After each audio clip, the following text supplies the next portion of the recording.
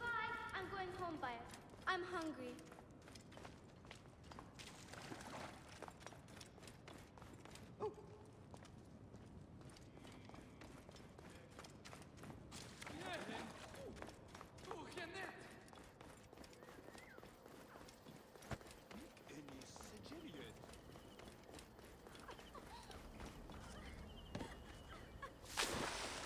Keba, what in the name of the gods are you doing down there? I wanted to hide, but now I can't get back out. I'm scared. Stay calm. I will help you out of there.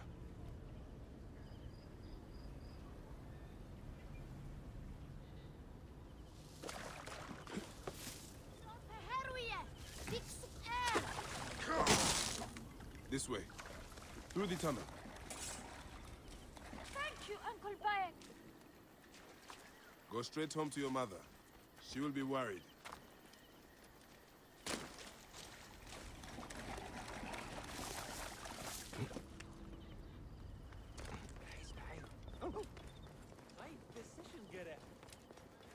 Beast, you will meet your...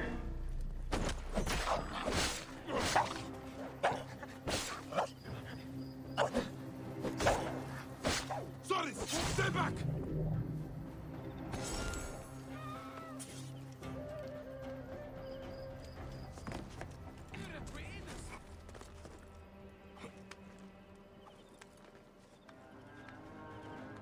Asina, you must come down from here. This would be a good place to watch the stars. Only the priests are permitted here.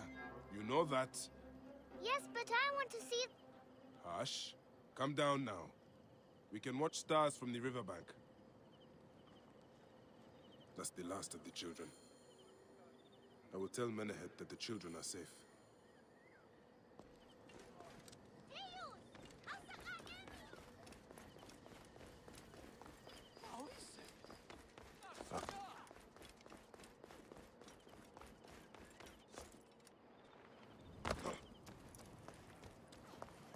Look at this! Fraud abounds in your market, and you claim you can do nothing? The dealings of the market are beyond me. Speak rather to the offending merchant. Priest, you have proven as false as your mummies.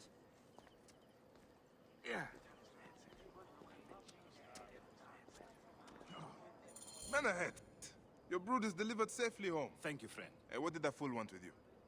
Some visitors, having purchased religious objects, are angry when our village has no more dead cats to sell them. Though not a merchant, I am often the means by which the aggrieved snuff their anger. This matter needs a firm hand.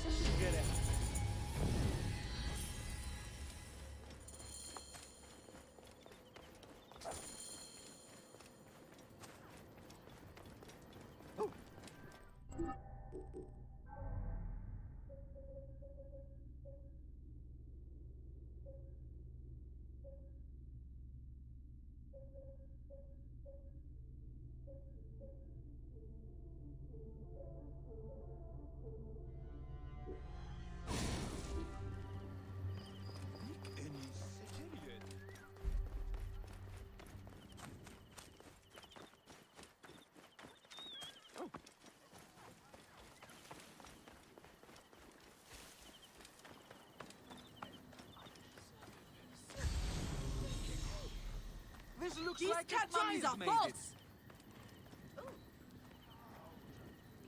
Greetings.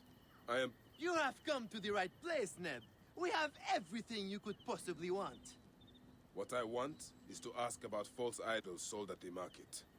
I have heard rumors of such, but there is nothing to them. Now leave if you want to avoid trouble.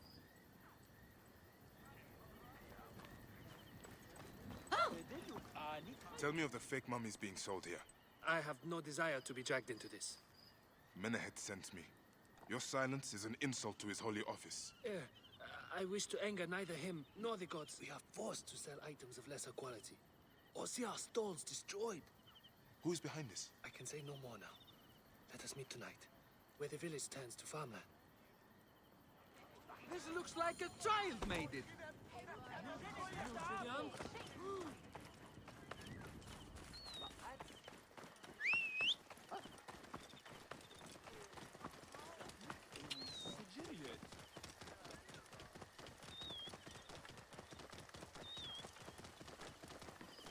Out of the way!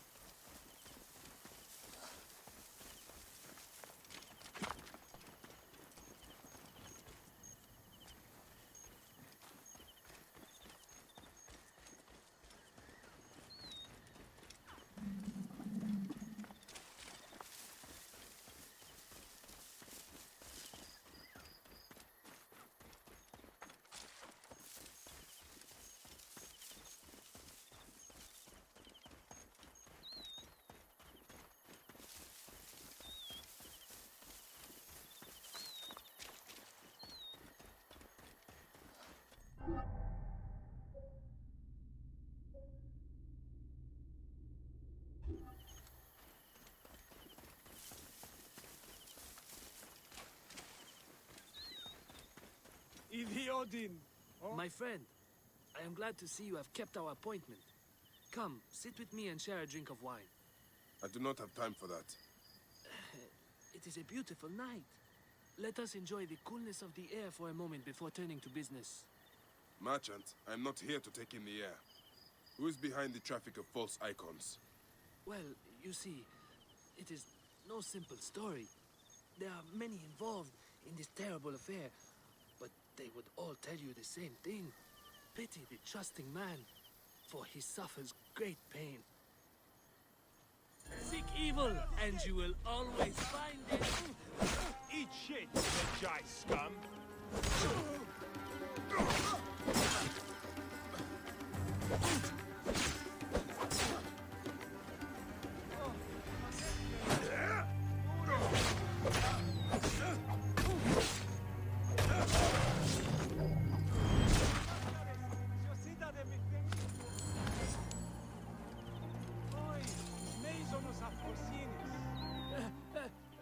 A man who fights as well as you can perhaps afford to be trusting. Talk, or you will meet the same fate as your friends. That will not be necessary.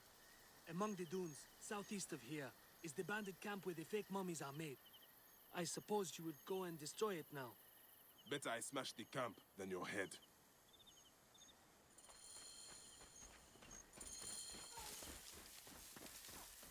Destroying these forgeries will earn the favor of the gods. As Ra lives, what a disgrace.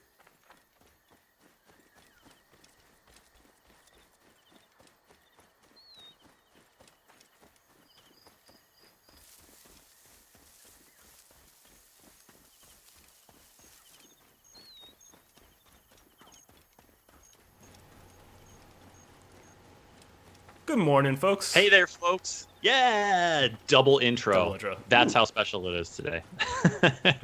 Welcome to Ubisoft News Plays, folks. I'm Chris Waters. Over on the other side, you see Yusuf McGeed. We're your regular hosts. But today, streaming Assassin's Creed Origins, we got a very special guest in the house. Andy Binigay from Ubisoft Toronto, a man with much Assassin's Creed history. We're excited to have you on the show. Andy, welcome. Thank you for having me. It's really great to be here. Yeah, man. We're streaming Assassin's Creed Origins on the one hand because this game, you can play it for free this weekend. Get on your PC, go to Uplay. It's free to play from now through the 21st. A full game, get in there, play as much Bayek as you can. But also, we're excited because Andy's here. And Andy, you worked on this game, man. You got some AC chops. Give us a little bit of the Andy introduction, a little bit of the Andy history. Okay, sure. Well, I joined Ubisoft, in 2013. And I joined as a community developer. I started on Assassin's Creed Initiates, which was a community platform for the Assassin's Creed brand. And then I moved to become a community manager on, started Assassin's Creed Unity and then Rogue, and then Syndicate and the movie. And then I moved to product marketing. I was a product manager on Assassin's Creed Origins, which I'm playing right now. After which I moved on to For Honor, and then I moved to Ubisoft Toronto, and I'm now on Watch Dogs. Man, you've been on the Ubisoft journey, huh? I have. I was a huge fan of Assassin's Creed before I joined. So I actually got hired from the community, so it was a real honor to work with the teams. Yeah, so this is something I want to talk a little bit more about here, is because hired from the community, the people watching this stream right now, this is a community. People playing the game, the Assassin's Creed community is large and diverse, and a lot of people have their different favorite games and whatnot. But for you, what was it about the game that sort of drew you into that, and when did you consider yourself I'm in this community? So I've told the story a few times, but it was Assassin's Creed 2. I played the first one and I liked it, but I played Assassin's Creed 2 and everything about that was just perfect for me. And then it was running on the rooftops of Venice and hearing the rooftops of Venice as part of the soundtrack just kicking in, and the ambient noise and all of that stuff. And I just thought, wow, this is how does this happen? How does this get made, right? What are the parts that come together to make a video game? And that was really what set me off on the journey to going, I want to work on Assassin's Creed. I want to work for Ubisoft Montreal. I want to work on this. And so, at the time I was making YouTube videos, and specifically I was making YouTube videos on the multiplayer for Assassin's Creed Brotherhood. I was doing tips and tricks just because, there weren't that many of us doing it at the time. So I thought, I can help some people understand this thing. We're big fans of that multiplayer here. Yeah, we've talked about it a few times. We've always talked about we should try to get a stream going of this. Would you be down to join for a stream? Absolutely. All right. It'll come back like riding a bike. He's gonna wreck all of us. I know. That's why we want you on. We want to show those tips and tricks gameplay from that multiplayer mode. So you're just making videos because you're this is fun. I want to get into this. This is awesome. Yeah. And then, a small group of us started, making videos sort of more regularly.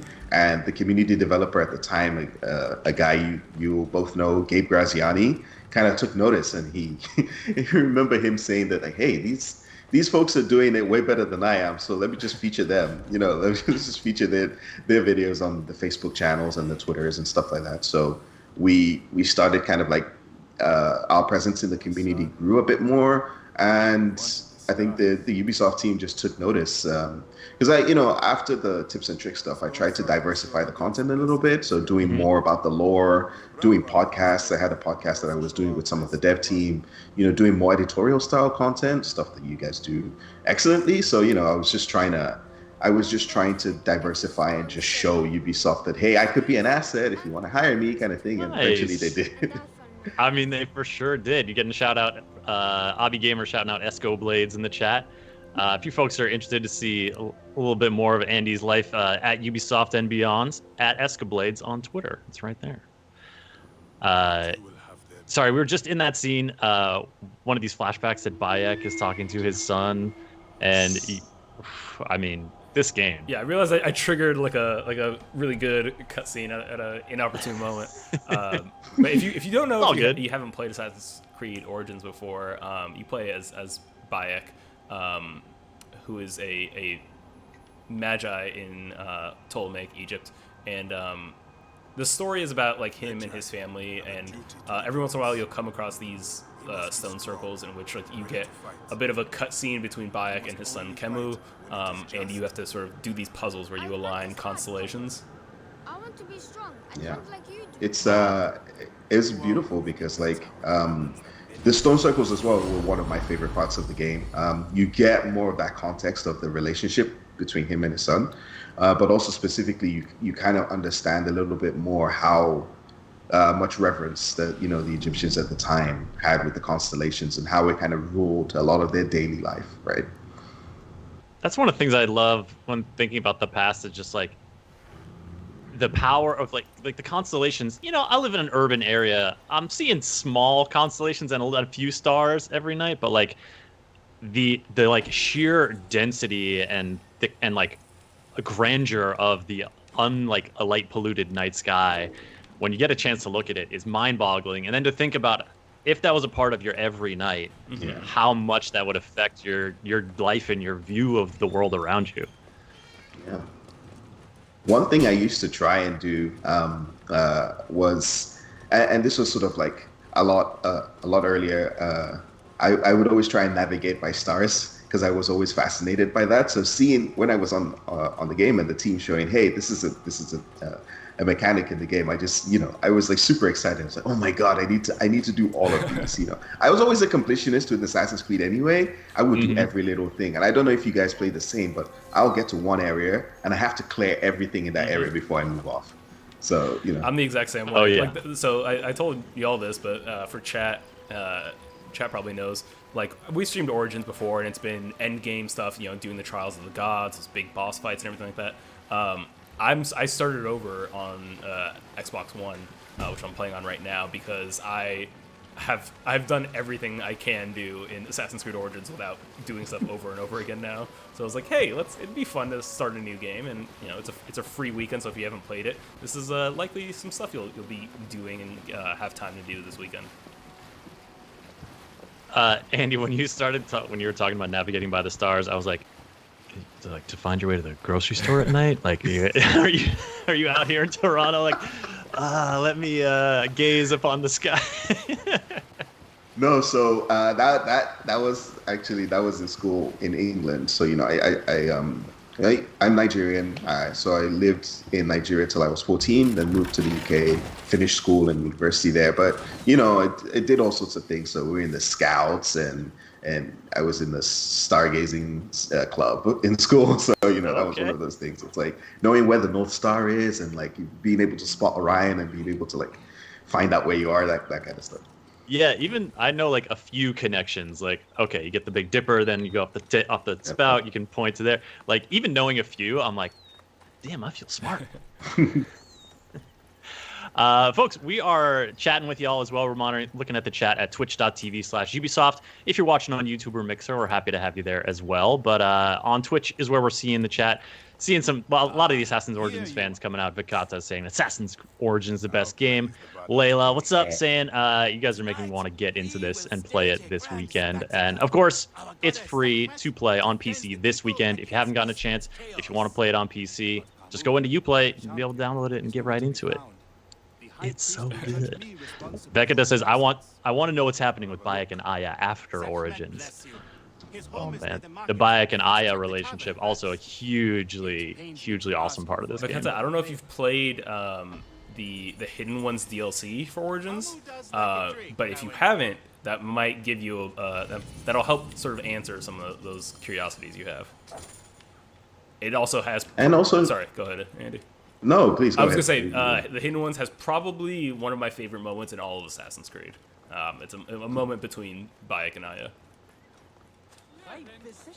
I was going to say shout out to Abu Bakr Salim and Alex Walton Reagan, who were Bayek and Aya, respectively. They did such an amazing job with their performances for this. Yeah, I intentionally sort of left. I started this playthrough yesterday just to make sure we were out of sort of the introductory area, but I kind of left off here intentionally because I want to be able to show arriving to Alexandria and meeting up with Aya on stream, because it's one of my favorite scenes in the entire game, and it's also just really cool to see. Like, I can't think of many games where you have like a successful and healthy relationship between a husband and wife. Like, it's kind of a rare thing. Yeah. Absolutely, yeah. That was one of the reasons I loved that TV show Friday Night Lights, because I thought that they also had a great, like, married relationship kind of vibe. We have some folks in chat asking about Ubisoft Forward, Willie D. Ubisoft Forward is like the upcoming showcase for Ubisoft's upcoming games. We're going to have a ton of great stuff to show off for you July 12th. It's a little less than a month away. And it's going to be on this channel, so go ahead and follow this channel. It'll also be on Ubisoft.com. Don't worry, it'll be made very clear to you where to find it, because we want you all to come watch. We got a lot of good stuff we're cooking up for it. But yeah, follow this channel. It'll pop up on July 12th, and that's going to be where you want to be. Yusuf, why are you carrying this guy around? What's going on, man? I mean, you're moving very quickly for having a whole human on your back. I am impressed. Bike's got those. Fit, Chris. He doesn't skip leg day. No, not at all. So we're in sort of the secondary area. This is like you start the game off in Siwa. You head here. There's a few more missions that are sort of meant to help you rank up a little bit or level up, and then we're off to head to Alexandria. So these are just some fun little side missions. I'm gonna be honest, I was so caught up in the chat, I'm not exactly sure why I'm carrying him. I also caught up in what Andy was saying. If it's okay, like so Hypostyle Hall actually was one of the things that we did during the campaign was because us on the marketing team were like so in awe of how well the team had like built this world. We did some comparison shots, right? So we took real life sort of pictures that we could find of a lot of the monuments and sort of like the areas in the world, and then we literally just took screenshots from the game and put two and two together. And a lot of people actually couldn't tell the difference with a lot of them, especially with the pyramids. But Hypostyle Hall was one of the ones I remember researching and going, wow, this is just beautiful. Yeah, like there are so many amazing comparison shots I've seen of this game that you're right, like it can be really hard to tell. I think, like, if it wasn't for the fact that, these pyramids still have some of their covering on them, like, it'd be very difficult to tell. Yeah, I love the color. I love this is the hall they're talking about. But I love how you sort of think of these stone monuments that have endured through the thousands of years, and like, of course, all like the color is blasted off of them because it's sand, time, weather. But like to see them like so vivid. Like the color imagined and like the new techniques that like archaeologists can use to be like, oh yeah, there was this kind of pigment inside the rock, so it would have looked kind of like this. It just makes it so vivid and like, but it seems so natural. It's like, of course they're not just like building these huge halls and leaving them undecorated. They're not like, yes, the austereness of bare rock. Like, come on. Well, so one of the things people don't realize, because I think it's kind of common knowledge now that things were painted, but if you think about why they're painted, a lot of it's for legibility. Like, look how big this pylon gate is. Like, that's what these two giant things are called. If you're standing down here, if you're this little working person down there looking up, and this is all white, you're not going to be able to read or make out anything. The color is there for contrast, so you can actually see and read what's hundreds of feet above you.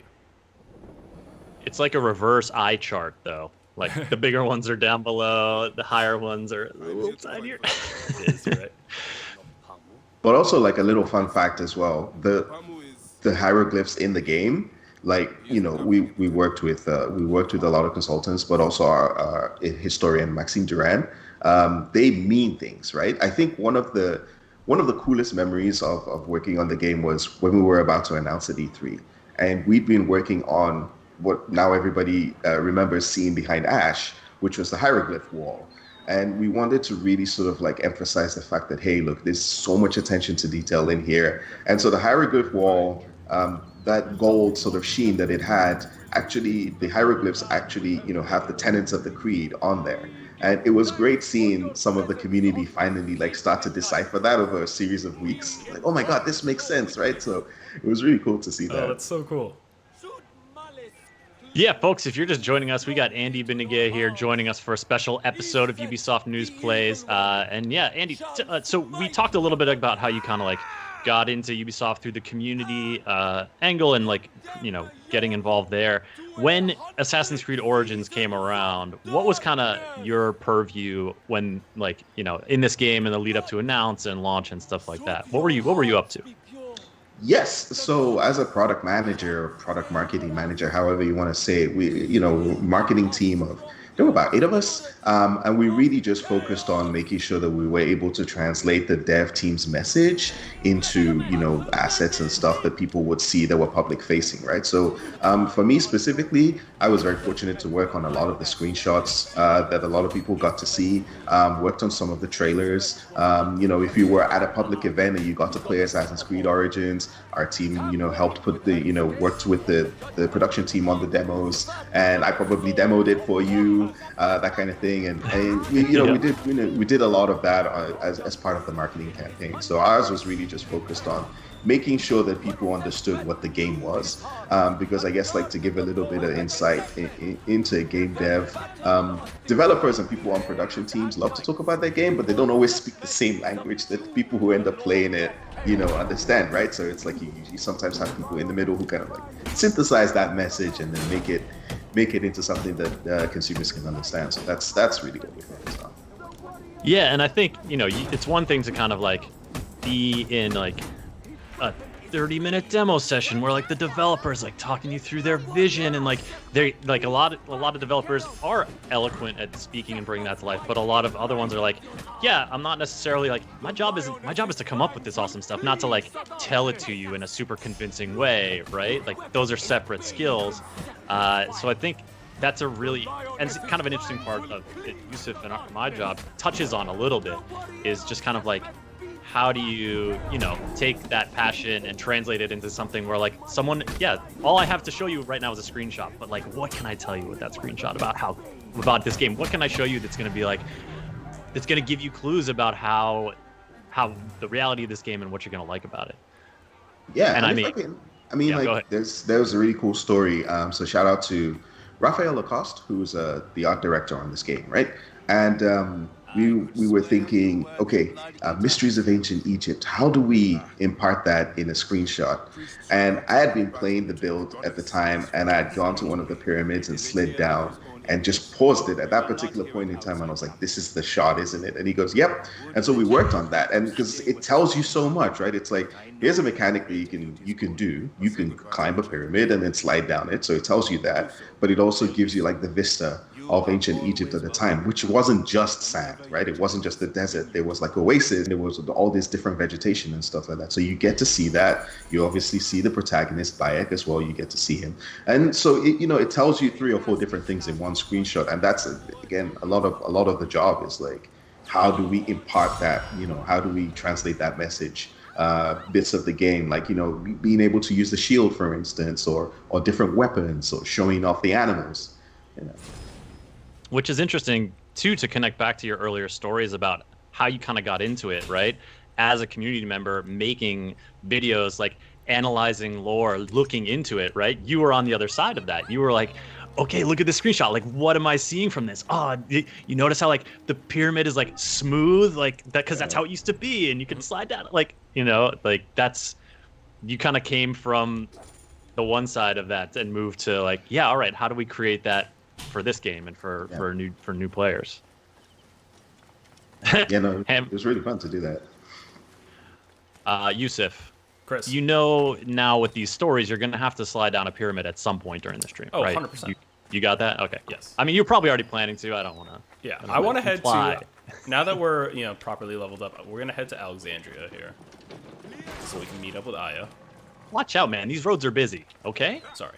Camel. Can we get a side shot of this camel running, Yusuf? Oh, of course. Let's get the follow road. Let's get the pan around. Let's see some camel jaunts. And Andy, I think you have a camel story for us. I do have a camel story. So first of all, did you guys know that we mocapped a whole camel?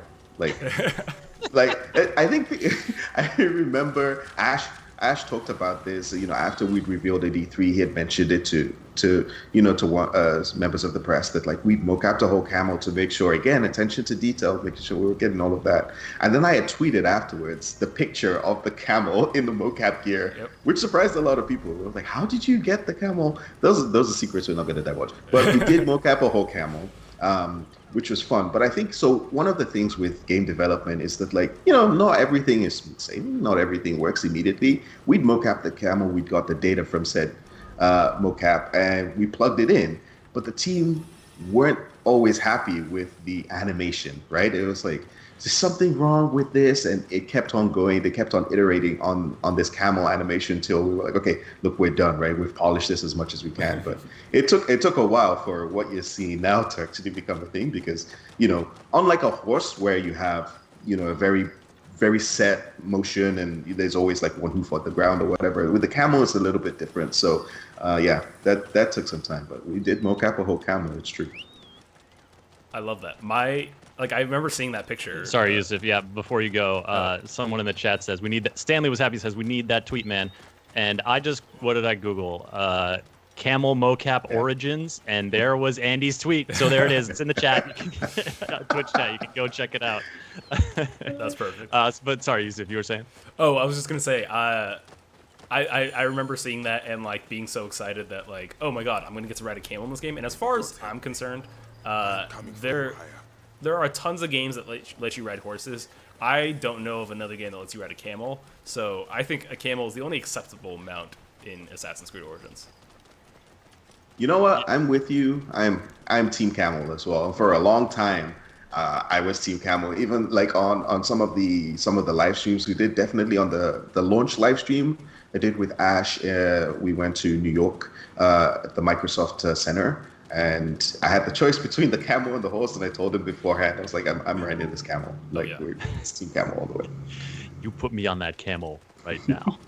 I think I tweeted one time of like the list of acceptable mounts in Assassin's Creed Origins, and it was like camel was number 1, Chocobo was number 2 because there was a Final Fantasy 15 crossover, and then it was like flaming horse and then regular horse.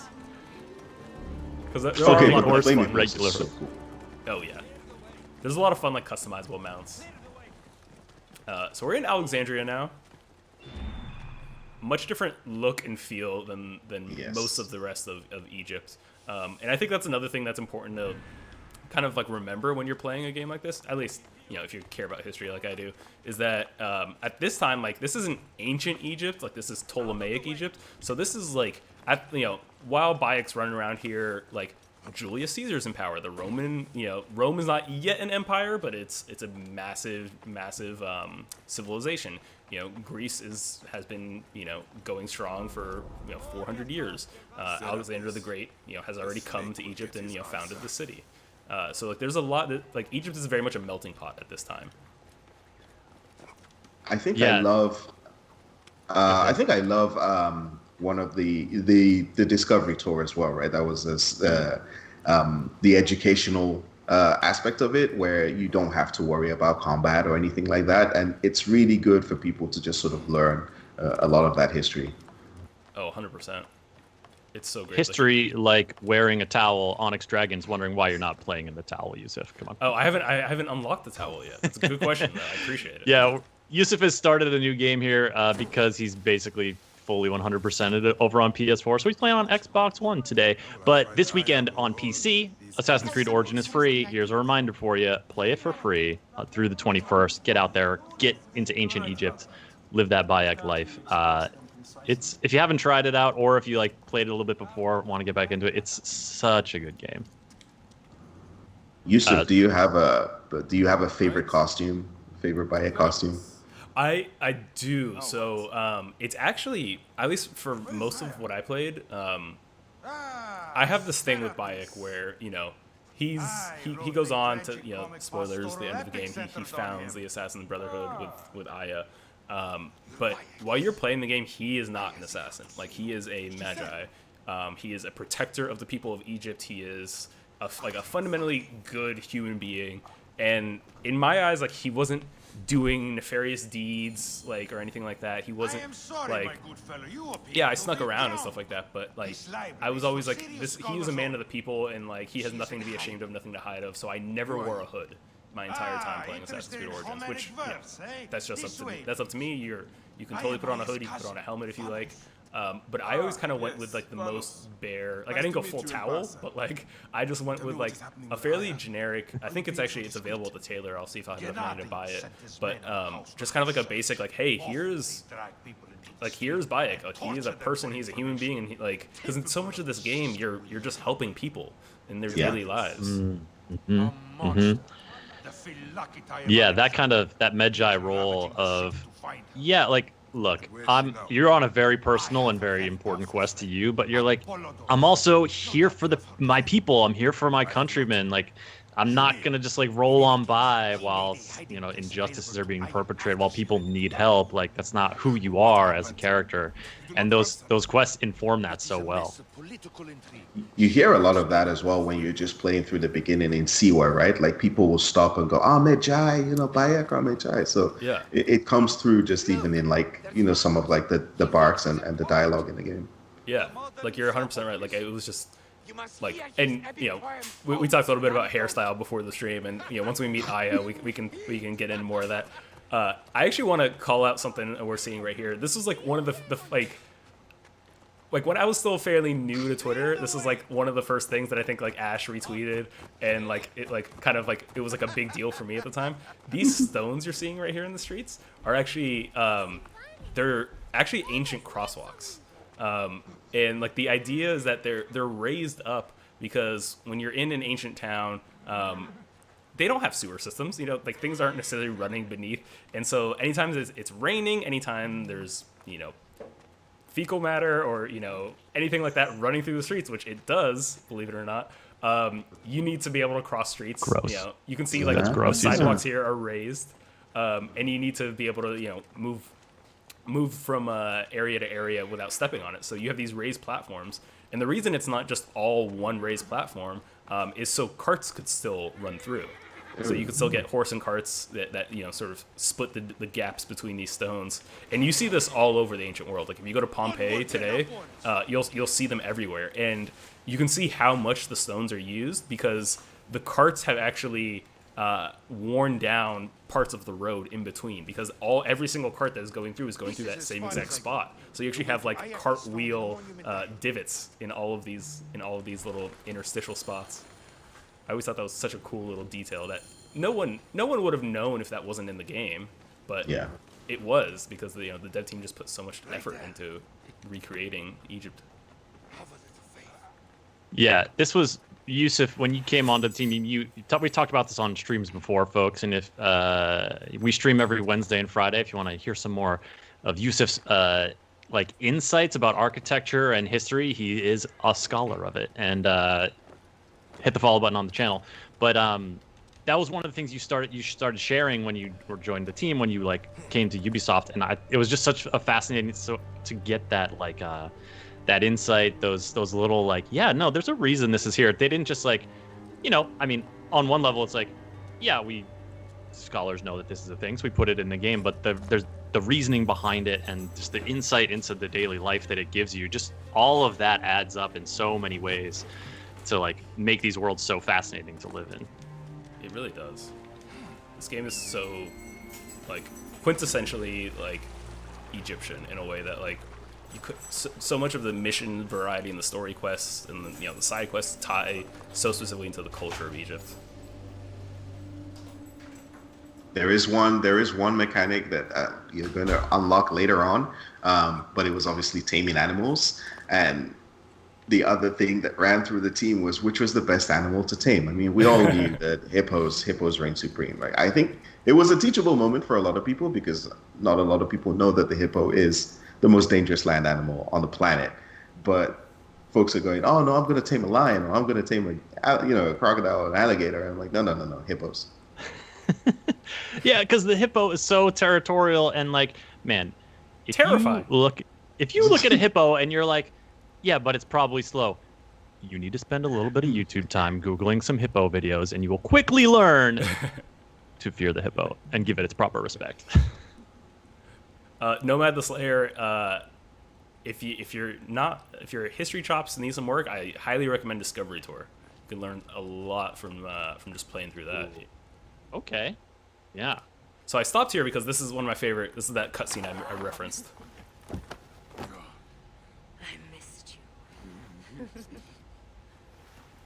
Never again should we spend months apart. Months apart. We only have each other. And this the reunion? Oh, so yeah. good. Let us be together. Us two. Each to each.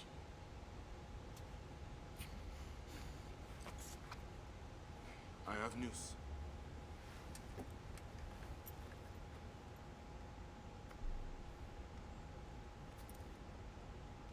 You are scarred by justice. Scarred by justice. Yusuf's been Bludgeoned by the hammer of Bayek's been bliss. busy. I hate that we have to do these things. But I am grateful that you did. If I am honest, I took pleasure in it.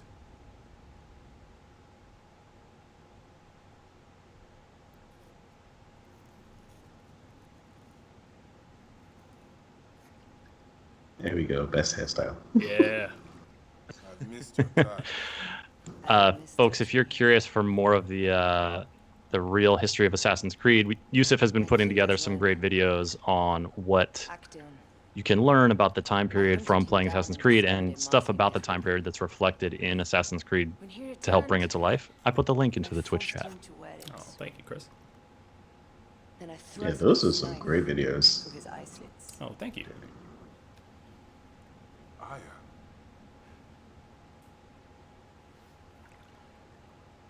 Of course, Aya's every bit the warrior that Bayek is, and the two of them are on a hunt for the people responsible for their son's death. Stanley was happy saying that's some really good barber skills, Aya. Aya knows her way around a blade. Just that's with a for knife. sure. I would be handy in global pandemic when you can't have haircuts. Seriously, I'm like, ooh, that hair's getting real long. Get some of those Aya skills up in here. God, look at the density of those scrolls. How does this Apollodorus know these things? Of course, the Library of Alexandria is well famed and one of the biggest at the She's been time. declared a criminal. By a treacherous brother, yes. But didn't it burn down like tragically twice? I don't know. Looking at those scroll towers, it's just like how does it not burn down? There's candles on, like so much kindling. So brutal. It's an ancient blade that killed the tyrant Xerxes. I love this bit. Mm-hmm. Getting A weapon played. of justice. Well, and also that killed the tyrant Xerxes. Oh no, I'm thinking of Darius. I was gonna be like, is there an Odyssey connection? But no, this is actually the first. This is like chronologically the first AC game, right? No, Odyssey is first. Odyssey is first. Odyssey is about 400 years before this, so this is Darius's blade. Yeah. I will use this. There we go. There is the connection. See, I knew something was there. Yusuf, you got me. Yeah, so if you played the Legacy of the First Blade DLC in Odyssey, you got to meet Darius, and you got to actually see a flashback of him, using that first hidden blade to kill Xerxes. All right, now the time I've been waiting for. Give me that beard. Yeah. What a handsome guy. The true Bayek emerges. Not biased in any way, but yeah, I think he looks good this way. In addition to the snake. Now that you feel like a badass, you can totally go and do that level 12 mission. So yeah, levels is like a very important thing to keep track of in this game, honestly. Like being outpaced by like 3 or 4 levels will make any fight very, very difficult. But I think I loved the fact that you still had the freedom to go anyway. So if you wanted to go check out those level 12 enemies, you could. You might run away from them as a result of not being able to do much damage to them, but you could totally go there. You're not gated by the fact that you're not the right level. Yeah, no, totally. You could explore anywhere. I'm not. Yeah, we got a lot of people in the chat asking for continuation of Bayek or Aya, a Bayek sequel. I mean, this is a character more than just y'all love. I mean, me too. This guy rules. Bayek is I don't even think I need to say probably. Bayek is my favorite assassin. Likewise. This is my favorite AC game. And for a long time, it was AC2, kind of like I had mentioned before. But then this is by far and away my favorite. I think it's interesting too to pull. I was thinking about this earlier when you were saying, Andy, that AC2 was kind of the one that like lit that spark for you and set you on the path that kind of led you to where you are today. It's the same for Yusuf. He's told, that's his version of that story and where that led him into architecture graduate school. Is that right, Yusuf? Yeah. Like I went and studied abroad in Florence because of AC2, and oh wow. Yeah, and that's where my love for architecture really blossomed. Yeah, it's so fun to see the ways people have come into this series, the impact it's had on them, how it's inspired them. We always get stories in the chat for that as well. But yeah, here we are in Alexandria. Yusuf, what's your next? You're just gonna kind of pick up a quest, keep fighting here. Yeah, well, I think we'll head to this synchronization point. I love me a good sync point, as you know, Chris. And then yeah, there's a mission right there as well. Who doesn't love a good sync point, man? Oh, I do. Oh, we do want to do some pyramid surfing. Is that right? Too. So, oh yes, for sure. We got to do it. We got to do some pyramid surfing and some synchronizing. While you're on the way to that, Yusuf, Andy, I wanted to talk to you about something else you've got going on now. Before, like you're not on AC anymore. You're working on Watch Dogs Legion. Is that correct? Yes, that's correct.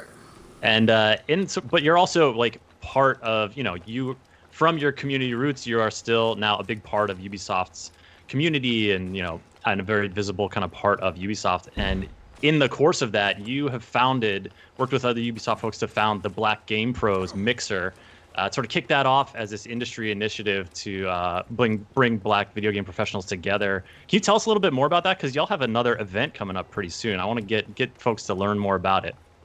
Sure, thanks for bringing that up. Yes, the Black Game Pros Mixer, actually, myself and Leon Winkler, who is the director of international events at Ubisoft, he handles a lot of the big events that we do, including E3. We came together to start the Black Game Pros Mixer. We actually thought about what we could do. I take part in 28 Days of Black Cosplay, which is an initiative on social media where Black cosplayers during the month of February will share our work and all of that stuff. All right, wait, but sorry, you can't just say Black Cosplay and say you could participate without telling us a few. What are a few of your cosplays? Cosplay. Oh, okay. So the first one I did was Black Panther, which was really fun. I had never cosplayed prior to that, and I did that one, and it went a few places. And then I did Superman. So it was to be specific, it was a New 52 sort of version of Superman, and I did that costume. After which I did Green Lantern, because Jon Stewart was one of my favorite heroes growing up, and so I did that. Then I did a Shazam one just before the launch of that movie, which was fun to do. And then I did Moon Knight, which is sort of I don't want to say he's obscure, but I think for a lot of people, maybe he's more of an obscure Marvel hero, but I did that costume. So I've done 5 so far from between DC and Marvel. All right, so you got into that, and that got you thinking about, to get you back on track with your story here. Yeah, so that got us thinking, is this something that we could do at E3? It was bearing in mind this was a few weeks before E3 of last year. And then I thought, why don't we just expand that? Why does it have to just be cosplay? And so we wanted to do it as something for the industry. There had been, there are companies out there in the industry who had been doing some events, but we hadn't seen as much of it, right? So we put it together and we invited folks from across the game industry and content creators to come join us at the Ubisoft Lounge during E3 of last year, and it was a great success. And then internally, upper management told us, hey, this is a great thing, please do more of it, right? That you've taken the initiative, so let's support you, which is really like dear to me, because it means a lot when the higher ups kind of like endorse the thing that you're doing. Yeah. And so we started thinking about when the next one would be, and I had just moved to the Toronto studio. So, the comms and events team at Ubisoft Toronto said, hey, if you want to host it here, we have a space. And so that made things a lot easier, and we decided we'd do it during Black History Month. So February of this year, a few months ago, we had the second one. And that was great because we were able to expand to film and television and the tech sector and, a whole bunch of other industries as well. And it was just great to bring Black professionals together to be able to network and sort of like facilitate that meeting that normally might not happen between folks like that, right? And so, of course, we set our sights on the next one. Unfortunately, as a result of the COVID situation, we would have done it at E3 this year, but that wasn't going to happen. So we're pivoting to a virtual one, which is going to be taking place July 17th. A virtual one, which means, hey, you don't have to be at E3. You don't have to be in Toronto. You can get in on it. July 17th is like just about a month from now. Yes. And this is going to take a little bit of a different form, right? Because you can't, the networking, the being in person, the hearing those stories that way is one kind of event. But what about the kind of virtual platform? Give us an idea of like what it's going to be like. Like how do people get involved? Like what are they going to see? Yes, absolutely. So it's going to be a lot easier for people to be involved. Obviously, there's no physical location, as it were. We're going to be streaming it online. We'll have more details on, where that's going to be and what platforms soon enough. But people can just, tune in to watch, and we're going to have a number of guest speakers. The theme is come up stories. So kind of like how I've talked a little bit about how I got into the industry and to Ubisoft specifically.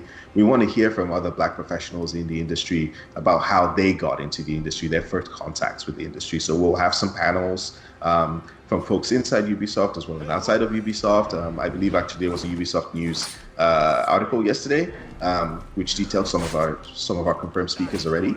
And then we're going to have some of the speakers give some keynotes as well, just on the topic as well. So we feel that it's really good for those who are trying to get in to hear from people who've done it and just see that there's not just one way to get in, right? But also it's really good for them to see that there are people who look like me, in the industry doing the thing. Absolutely. And if you folks are curious about that article he mentioned that Yusuf wrote and that has a lot more details, and if you wanted to see Andy looking sharp in a nice blazer, go ahead and check out the link I put in the Twitch chat. It's the article that's got more details on who is speaking.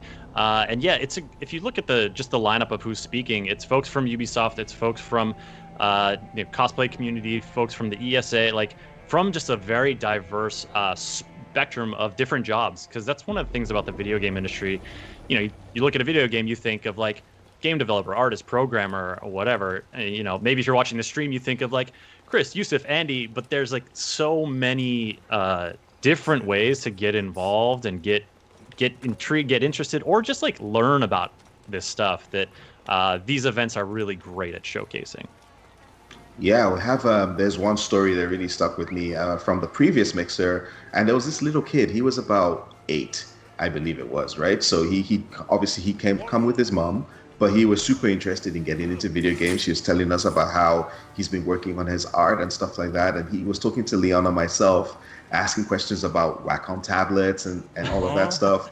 And one of our art directors was there, so we were able to just put him in touch with him, and they could have a conversation. And hopefully, he'll be in the industry soon enough. And he seemed like super interested in it and wanting to progress. And it just touched us because that's kind of what we want to see. We want to really focus on not just advancing those of us in the industry, black professionals in the industry, but also making sure that the links between the educational community and those who want to come through, mentoring those folks and providing those opportunities, right? So 15 years from now, you're going to see that kid on stream talking about how he did the art for Assassin's Creed. I'm going to sit there going, I know that guy. This kid looks familiar. That's so cool, man. And yeah, if you're 8 years old, you don't have to wander in off the street. You don't have to get your parents to bring you somewhere. This stuff's all going to be available to watch online. Andy, obviously news.ubisoft.com will be posting more information about it there, and we'll be talking about it as the event approaches next month. But again, the date and where's a good place for folks to find information about that, Andy? Yeah, so it's like I said, you guys are going to be covering it. We're going to have more information on if you go to the Ubisoft News article. Actually, you can follow some of the people there. There were handy links to their social media pages, and we're going to be talking a lot about it in the weeks to come. And then, of course, there will be VOD if you're not able to watch it live, there will be VOD of that straight after the event itself on July 17th. Easy way to remember that, folks. On Sunday, July 12th, you're watching Ubisoft Forward, huge showcase of our upcoming games and all kinds of exciting Ubisoft stuff. And then you end that week, that Friday, the Black Game Pros event on Twitch, checking out a bunch of different professionals from all walks of the video game industry, sharing their experiences, giving you a little insight into what they do. Yusuf, Chris, Andy, thanks for sharing that, by the way, man. It's a really cool initiative, and I'm really glad you're able to get support for that, and also to keep coming up with new ways to do it amidst these times we find ourselves in. Yes. Yusuf's now trying to fight a horse with a large stick. Is that what you're doing? Is that technically what's happening? Well, I have no beef with the horse. I want to make that clear. Although I do fear it and respect it. Listen, no beef. That's true. I would just like to say I was really impressed with Yusuf using his surroundings to his advantage in that previous fight with the fire, just lighting those oil barrels on fire and then watching it do its work. I was really impressed that he didn't light himself on fire, as I often do. That can happen, yeah, quite frequently. Find the fools who stole it, of course. And yeah, I actually saw some people on Twitter commenting this. I think Andy explained it well too, but the Black Game Pros live event happening on July 17th is after Ubisoft Forward. It's not about game reveals and game news. It's about professionals sharing their stories and trying to help those coming up in the industry. I will find them then. Absolutely, we're not selling you anything during the Black Game Pros event. All right, so I think we're almost done with this. Oh, spotted! You annoyed them. No, they're not happy with me. Oh, big boy's coming in. See, I always target the guys with the little flames above their head because they're the ones who are going to call reinforcements. Oh yeah, they're gonna light the braziers. I messed up and I didn't sabotage the brazier ahead of time because I thought I could get in sneakily, and so they lit the brazier. So they're also there's reinforcements that I gotta fight off.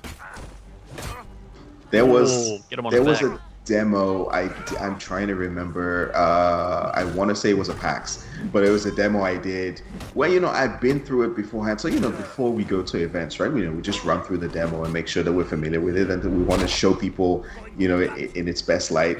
Anyway, I'd forgotten to sabotage the brazier, and yeah, people lit it, and it suddenly became a lot harder than it should have been. Right. I was really focused. The only time I'd be more focused during the campaign was when I was playing at E3 on stage, and Eve, our CEO, was right there. I was playing the Gladiator arena. And I remember this. This was the third day of E3. I was fine. I had been fine the first 2 days. I had done it easily, not a problem. The third day, and Jose, who was our associate producer, I don't know whatever he said to me at the time, but it just kind of like got me because I looked up briefly and there was a bright light in my face. And then suddenly I lost my flow and I got killed. And all I could think about was, Eve just saw me die on stage. No. Did you bring it back? Did you salvage? Yeah. But he wasn't there at that point, so he's just all he's gonna think is of like, this demo wasn't very good. You're forever just gonna be the guy who died in Assassin's Creed on stage. I mean, the thing to mention Eve, actually, he remembered who I was from before I got into Ubisoft. So one of the things that we do at E3 is the Star Players program, right? We bring some of our biggest community members, biggest fans to E3 so that they get that experience. Prior to that, it used to be called the Ambassadors program, and I was fortunate enough to be one of the first Uplay ambassadors, and I met him at that before I joined the company. And then it was at an E3 for, I want to say it was for Syndicate. Anyway, he remembered who I was from that. I was like, wait, what? Oh wow, that's so cool. Yeah, that was like really cool to me. Still, yeah, those moments of being like, kind of, you're doing your thing, but then times when you get to get a lens back on what you're doing and the kind of impact you're making, the impression you're making on people, and like people are remembering you for doing your thing. Like those are special moments, and even if it's just, even if it's anybody, but like having it be the CEO and founder of Ubisoft, it's also pretty awesome. We got Onyx Dragon in the chat saying, one thing I loved about this game, the camera and screenshot controls. I loved making images from the game. Oh god, yeah, right? Absolutely. Odyssey and Origins, like, photo modes are just fantastic. Like, mid-fight even, like, just like, you push down on the thumbsticks and like, there's so many cool... Yeah, even that one right there, where he's kind of has just swung and he's looking at the enemy. Yeah. Well, for folks who might be interested in getting into product marketing, for instance, one of the things that we do is make screenshots, and it's like that's a handy tool right there to practice. The community had some really amazing screenshots. I believe we had a feature on the website where they would show up after people had taken them and submitted them. So some of those were just fantastic. And I remember joking with my boss at the time, saying, "Hey, some of these community members are giving us a run for our money with these screenshots. So, these are really good." Yeah, and I know the community team too did like photo contests and stuff, just because there are so many cool things that come out of it. Yeah. Well, I'm biased, so like one of my favorites was always when anyone took a screenshot of Sanu coming in to land on Bayexarm. That was like instantly for me. Mm-hmm. Oh man! All right, so is it a goal? I don't know if you had this experience before, but like, is it a goal to get like some raptor or bird of prey to like be on your arm? Like go to let some falcon put on the glove and get some bird of prey just sitting there. Like, if you had that opportunity, you would do it, right? Absolutely, 100%. I'm a big fan of eagles and falcons and birds of prey in general. So if I could, I totally would. For sure. I'm afraid of a lot of animals, Chris, and I've been very vocal about that on these streams. But I would totally do that too. Like that's like Yusuf, it's one thing I appreciate about you is your candor about your fear of animals, because I think a lot of people, would not necessarily not fear of all animals, obviously, just the certain animals that you do have a fear of. Like feared, Chris. Let's be honest. Yeah, they should be feared. Like you need to be honest with yourself. If you're not thinking to yourself like, if I was face to face with a hippo, I would fear that animal. Like you're just not thinking it through. Yeah. Yeah. You're not really looking in the mirror and having a true account with yourself. You should fear it. I know a lot of people see big cats and they think, "Oh, kitty," and I'm like, "Nope, that thing will eat you." I was just thinking about this the other day for some reason. You know that question?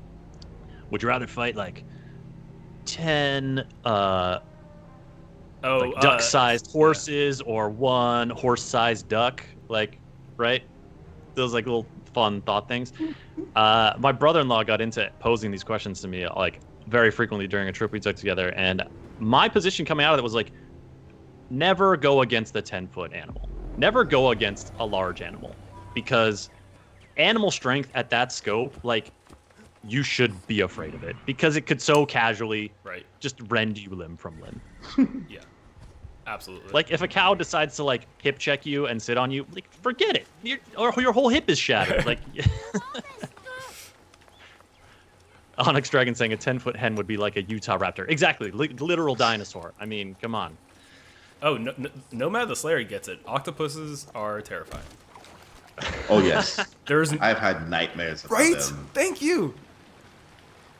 There's no creature on this earth that I'm more fearful of. I can't even look at them. Octopus is the #1 slot? Oh yeah, easily. Mm-hmm. There are certain creatures that just like, I don't know. Like, do you ever like? There's certain video games that like I don't like to play because there's just imagery I don't like looking at in them. Yeah, sure. It's like tough for me to look at, and so like, a lot of them have to do with like, is this like octopus inspired, or is this like, are there how? There's just. How high is this rating on my octopusometer? Because above a certain threshold, it's a very low threshold. I'm not about it. I need to look up what the name, because there's a phobia name for everything. I wonder what the... A phobia of tentacles. Yeah, and like suction cups. And they have beaks, man, come on. Yeah, no, they're... Yeah. The beak, just like, crunch. Like... You know what I think of when I think of beaks sometimes is that old Tootsie Roll Pop ad where it's the owl, like, how many licks does it take to get to the center of a Tootsie Roll Pop? Then he like licks it twice and then bites into it. Yeah, with a beak. All right, we got a question about question. Are we giving away this game? The game right now is free on Uplay, so if you have a Uplay account on the PC, the game right now you can sign in, download it right now, and play until June 21st. There's a comment earlier about the atmosphere in this game and just how like you get out into the desert and just the way that the light changes, the way that like spaces stretch out, the way that it's not, deserts are not just unvariegated expanses of sand. Like there's stuff out there. There's things happening, and also the fact that they're like hallucinations too, where you're like they mess with your mind. Like it's so amazing to just like get on your camel and cruise out into the desert. It's such a strange and evocative landscape. But even like the little things, like I would nerd out with some of our, our gameplay programmers, just talking about like, things like volumetric lighting and like the clouds. The clouds were such a big thing, right? Because that was one of like the little tech breakthroughs that we had, being able to just, have those clouds do their thing, and how realistic they look and whatnot, and they change over time as well with the day-night cycle. Yeah. Yeah, it's yeah. You see them like looming behind the pyramid up there, just kind of like, yeah, that cloud has a mass, has a presence. Or even like in the distance, like you see those heat waves ripple that you see like in real life. You're very close to having an hallucination now. Actually, I can see some of the artifacting that's happening. I know. I'm like, maybe I should stick to the desert for a second and see what happens. Yeah, let's try to get it. That's something I really appreciate about this game, is that like it's not. Oh yeah, wow, look at all that. Like this isn't a glitch in the game or anything like that. This is intentional. Like this is an effect of the heat. But yeah, I always really respected the fact that like this game is not afraid to just have open spaces and just let the map breathe. There's just so many cool moments that come from it. We had a question about the DLCs. Oh. Someone was asking, which do you prefer, the hidden ones or the Curse of the Pharaohs? Painless was asking in the Twitch chat. Did y'all remember any of those? Yeah. Oh, I do. I think Curse of the Pharaohs. Oh, there we go. Here it is. Oh, that man wasn't really there. What was he pointing towards? But there's like all manner of hallucinations. Like the biggest one, I think there's actually an achievement for this, is the sky just starts raining bugs. Yeah. Oh yeah. Yep. But here's the thing: some of the hallucinations as well, if it ties into sort of like the gameplay loop, right? So you see, you're very close to a gold question mark, and it's like an undiscovered location, and sometimes the hallucinations will point you towards it. It's like, there's something you need to know. There's something you need to go discover. Go there.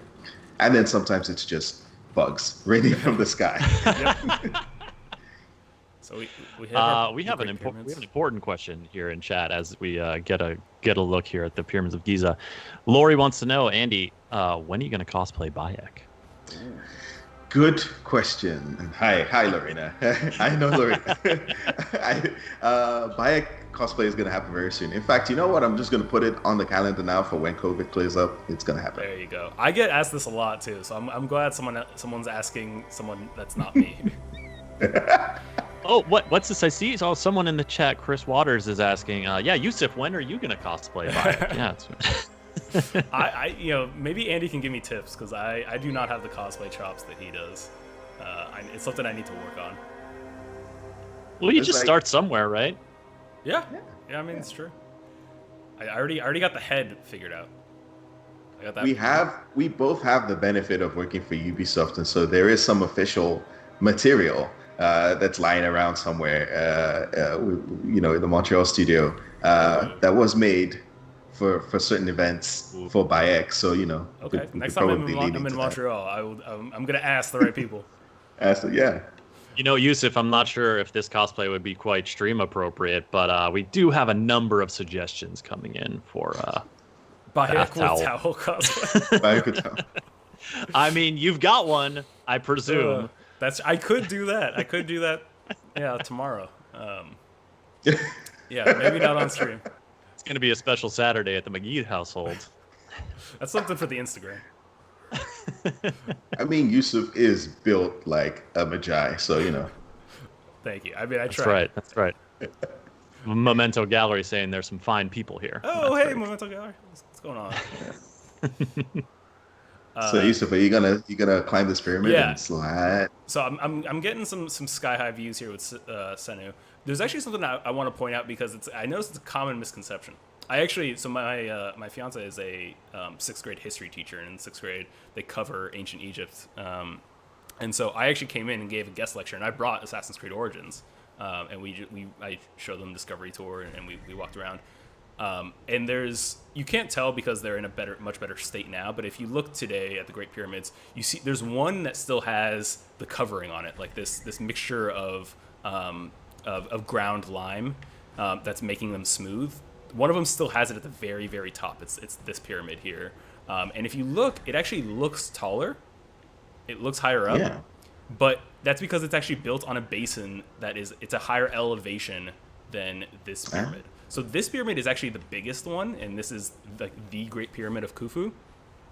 This is the Pyramid of Khafre, but it's actually just built up on a higher pedestal, so it's actually not bigger, even though it appears taller. And like you can kind of tell if you look at the bases here that the one on the right is actually bigger, and like if you look at a map, like you can see like like this base is a little bit bigger, even though this one is technically taller. God, what an amazing feat. All right, so let's climb this bad boy.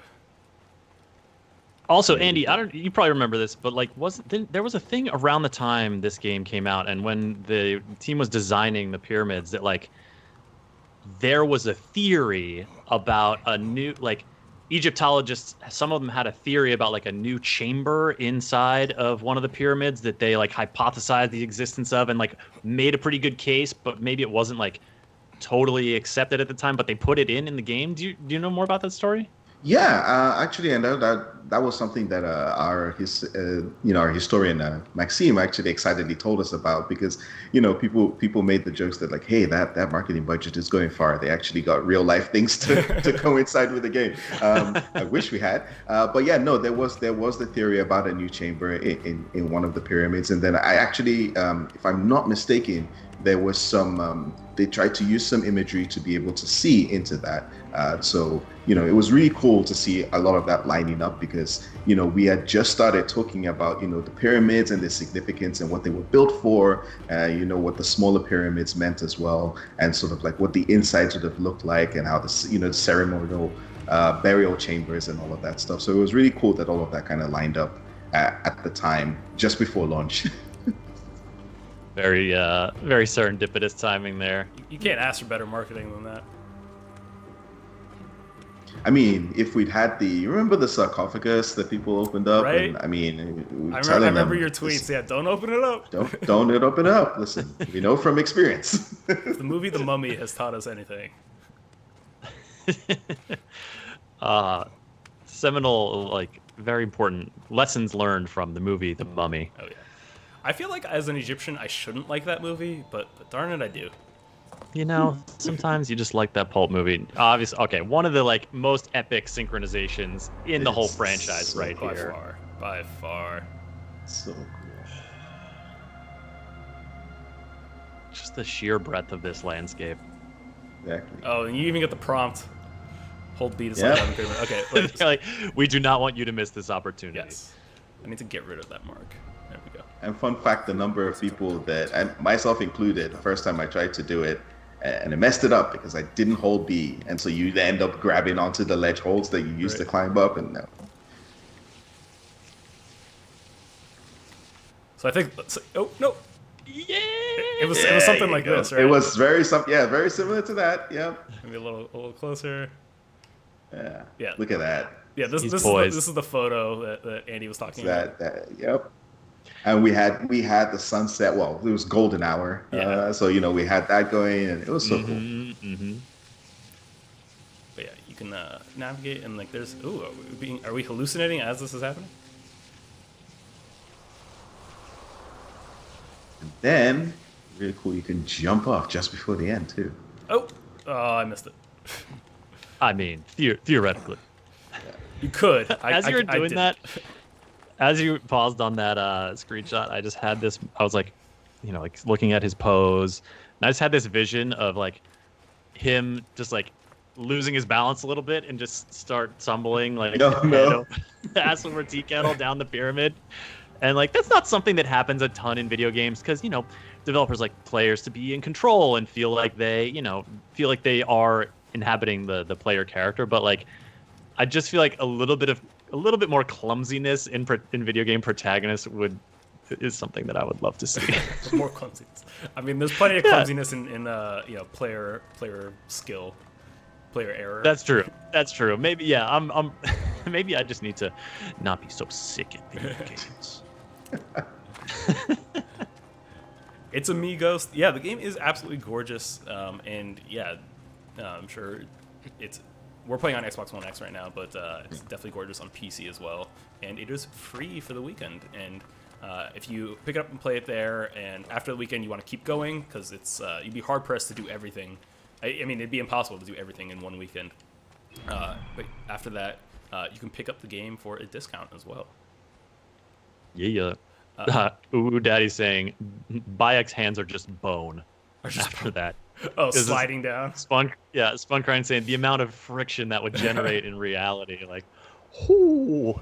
That's fair. So the canon is, you know, he has like, you know, some wrappings, and they're assassin wrapping. No, I'm just kidding. I always feel that whenever he goes down a zip line and he grabs it with his hand.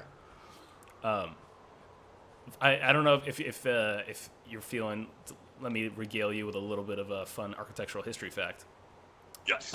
So these things that you're seeing down here on the ground are called mastabas, and these are old school, like traditional, customary Egyptian burials for like really big, important people. Like if you were a really important person way back in the day, the time before the pyramids, you got a mastaba built for you, and obviously it's a sign of royalty, right? It takes an immense amount of effort just to build one of these things for a person. So it's a signifier of like wealth and obviously and prosperity and needed for a good afterlife.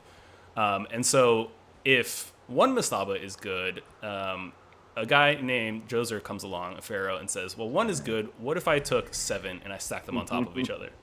And that's actually how we first get the step pyramid, which is the oldest example of a pyramid we have here. And then various other pharaohs come along and try to smooth it out, try to make it iterate on the step pyramid, and then eventually Khufu comes and builds the Great Pyramid.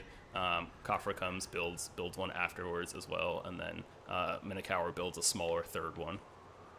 But there are many iterations that it took to go from mastaba to Great Pyramid. I'm just picturing that like galaxy brain meme over the course of thousands of years of Egyptian history, like mastaba, step pyramid, smooth out the edges. I was just thinking that was a metaphor for game development.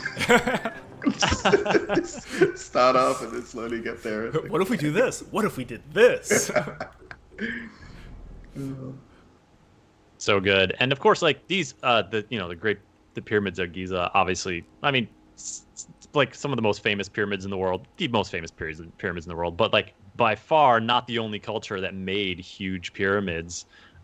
Here in North America, like the huge earth pyramids of Cahokia, the pyramids of the Aztec, even the Inca down the way, all sort of like that structure and that urge to kind of build that monumentality thing that stand the test of time, something you see all around the world.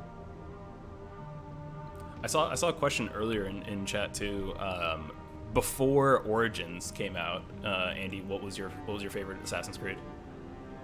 It was Assassin's Creed 2. It's tough actually because it's like I dearly love the Assassin's Creed franchise, and I think Assassin's Creed 2, if I'm being, objective, was my favorite prior to Origins. But the one that I played the most was Brotherhood. I owned that on every single platform that Brotherhood was released. Oh, wow. And I 100% synced all of them. Wow. I was recently playing through them for the real history video, and Brotherhood is not a small game. Oh, it's not. Yeah, like that is a lot of work you put in. Yep. And of course, there was the multiplayer as well. So I was playing a lot of that on every single different platform. Yeah. I love that multiplayer so much. We got a question in chat from Z Dizzle that I think kind of dovetails with you being here as a guest, Andy, asking how and when does Ubisoft hire employees, game testers, anything? Obviously Ubisoft is a huge country with tons of offices in cities around the world. And you can go to ubisoft.com and find the careers sort of link at the bottom of that page, or search just Ubisoft careers. But Andy, as someone, and you've told a little bit about your story coming in through community, seeing things that people were doing and thinking like, hey, maybe could I get into that? How could I do that? Like, do you have any kind of advice for folks who are curious about thinking about like, hey, what would be a way for me to get into this world, into this video game industry? Absolutely. I'm going to quote Gabe Graziani again, because it was advice he gave me when I was trying to get in. which was find the thing that you're good at and do it on the internet. But seriously, I think like honestly, that's it was what I was doing. I could edit videos and I could talk into a mic, like and put together stuff, and that's how the team kind of noticed. I don't think there is a very traditional route into video games anymore, as it were. There's so many different opportunities. And if you're a content creator like I was at the time, you just have to identify what it is that you're trying to do and make sure that the skills that you're building up now are things that can transfer over, right? So if you're wanting to get into community, you want to be developing the community that you have via your streams or your videos. You want to be putting on events, and you want to be, making sure that you're a good, you're contributing positively to the community that you're a part of.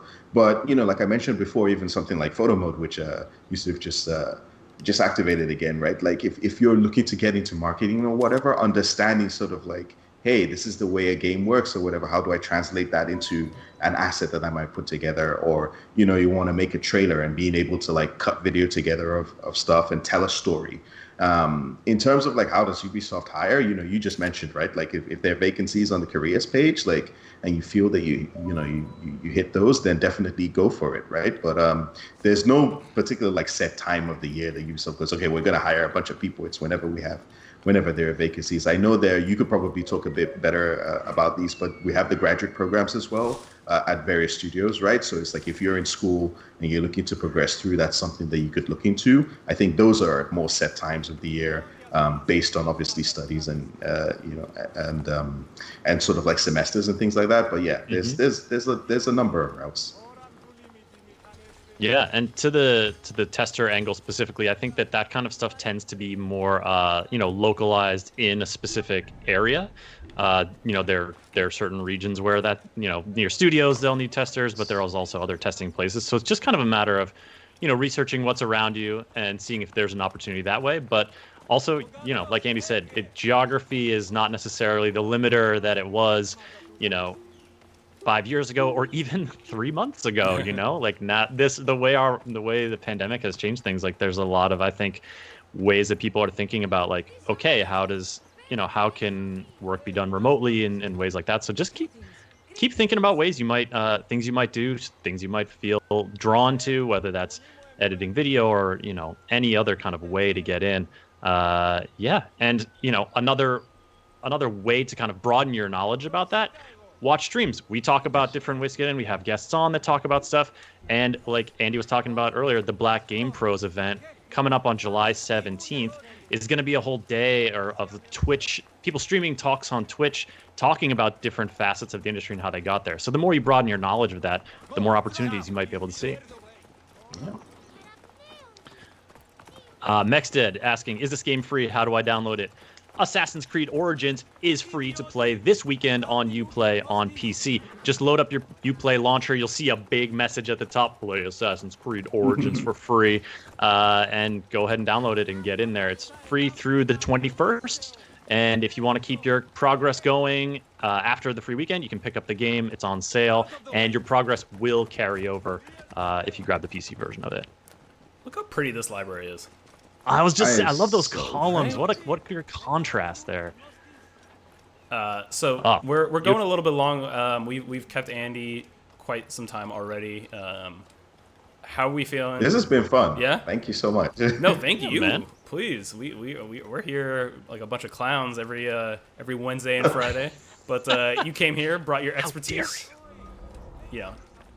People get tired of hearing me just talk about history. They want the actual good game dev details. How about this? We climb the big old lighthouse and we finish off there. Sounds good. Sounds good, man. Oh, also, what's up with this Sphinx just hanging out at the port? What's the deal? Just like decorating it? Just like, hey, this is where the dope ships get to moor. I mean, if I'm guessing, it's sitting on logs here. I'm guessing it's getting ready to be shipped off, Chris. Oh, okay, yeah. It's not a permanent installation on the dock.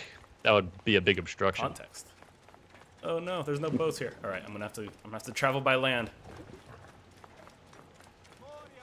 Yeah, a lot of the architecture got like exported to different places. So Oh yeah, that's it's such an important thing to remember, Andy. Like you said, so much exporting happening because like Egypt is very much a part of the larger Mediterranean world here. There, Alexandria is a very Greek-inspired city. Cyrene is also in the game, and it's very Greek-inspired. Obviously, this is the time of Cleopatra, and she has strong connections with Julius Caesar and Mark Antony, and Romans. I just love seeing the different sort of like you just coming off the bridge and then suddenly seeing the change in just the vegetation and like the biomes and stuff like that, just showing you the variety that is Egypt at the time. Yeah, and like a place like Alexandria looks nothing like a city like Memphis, but they were both massive cities at the time. Of course, the Lighthouse of Alexandria no longer there, but was one of these 7 wonders of the ancient world. Yes. All right, they're not gonna like me being here. Stop. Are they gonna be real stoked about this? He's very upset. But he's dead now, so you just hit him with the clothesline. Okay, so that is one of my favorite. That is one of my favorite weapons. Basically we called it the shotgun bow. It was so cool to use. The warrior bow. You fire 4 or 5 arrows at once. I have to apologize to chat. I haven't found a predator bow yet, but the predator bow is like one of my favorites too. Like I think I would normally roll warrior bow for fights and then predator bow for my stealth, like scouting out, or like trying to clear encampments, like by being unheard. Yeah. But yeah, if you don't know, the predator bow is kind of like your snipe. If the warrior bow is the shotgun bow, the predator bow is kind of the sniper. And there's actually an upgrade that you can unlock where if you hold the fire button, you can actually guide the arrow itself. So you can like shoot slightly around corners, or like if your aim was off or the person's moving, you can follow them along and still hit that headshot. We got a comment in here that I had to look up to see if it was real, but Amazon agent saying, I just want to say I picked up the Unicamel, and it's the best in-game purchase I have ever made. And Lori's saying the Unicamel is amazing. Gentlemen, are you familiar with the Unicamel? I am. I don't know if I am, at least not by that name. Yusuf, it's a camel with a unicorn horn. Oh. And like rainbow dyed hair across the back. Oh, it's amazing. Apparently it's part of this like wacky items pack. Yeah, we had a lot of fun with some of the yeah, we had a lot of fun with some of the customization that you could do in the game. But yeah, it's as it is, like games get developed and folks have ideas, and sometimes you're like, okay, that's not going to work, and then sometimes you're like, let's put that on the back burner because it could be cool. And yeah, sometimes they end up in the game. Like, and in this picture, like here, I just found this on like a fandom site. It's Bayek is holding a large Q-tip. Like, that you got the Q-tip weapon, and apparently a swordfish. Andy, what is going on? Fun. But like, fun, exactly, right? It's like, that you can get so much, like, there's a lot of like serious and earnest and authenticity to this series, but like, it's also the authentic part of the human experience is having fun. And I think that's one of the things I actually like about Bayek's character is he does, like we saw it earlier in the stream, he does visibly have fun, and he does like those lighthearted moments are part of the spectrum of his life, and the game really brings that in a really fun way. Yeah, Lori's saying I do appreciate the chocobo mount. I'm a big fan of the chocobo mount too. And there's actually like a sword and shield set. Of course, there's a stairway I didn't see. I'm like climbing outside the windows looking for a way to scale. I was like, oh, there's a staircase. There's a staircase. All right, folks, as we wrap up here, Yusuf's climbing to the top of the Lighthouse of Alexandria. I'm going to put some links in the Twitch chat to help you learn a little bit more about this stuff, but you can play Assassin's Creed Origins for free on Uplay on PC this weekend. Just fire up your Uplay launcher. It'll be right there. If you need more information, go ahead and click the link in the Twitch chat. Also, we've had Andy Benigay here on from Ubisoft Toronto talking about Assassin's Creed Origins, his history with Ubisoft, and his work on the Black Game Pros events that Ubisoft is running. We got one coming up July 17th, And there's a link in the chat for more information about that. It's going to be streamed on Twitch. So all y'all are watching right now, you're going to be able to watch it. Then mark your calendars for that. That's going to be a really fun event. Are you? I mean, it's a month away, and we've got Ubisoft Forward before it, Andy. But are you getting stoked? I'm very excited. I am very excited. Great guest list of speakers, and just being able to do another one, the third one, it's going to be really fun. Excellent. I'm looking forward to it as well. And of course, we stream Ubisoft News Plays here twice a week on Wednesday and Friday mornings on this channel. So go ahead and give us a follow. We'll update you whenever we're streaming, you know, be it going back through the Assassin's Creed. Oh, the backflip, yes! I have never seen that. Oh, it's so good. Well done, Yusuf. Fitting that you do it right now. Absolutely. For epic backflips and more, give us a follow. Join us on these streams. Always glad to have you folks. Thanks for being in chat. And Andy, again, thank you for coming on, sharing some stories. It's been great to have you, man. Thank you so much for having me. Really fun. Take care, y'all. Yusuf, is this a wrap? This is a wrap. Thank you all so much for watching. What's today? Today is Friday. We'll be back next week on Wednesday with another stream. And until then, have a great weekend. Go play some Assassin's Creed Origins if you're on PC. It's free right now. No excuse not to. In the meantime, yeah, have a great one. Take it easy, y'all. Yeah.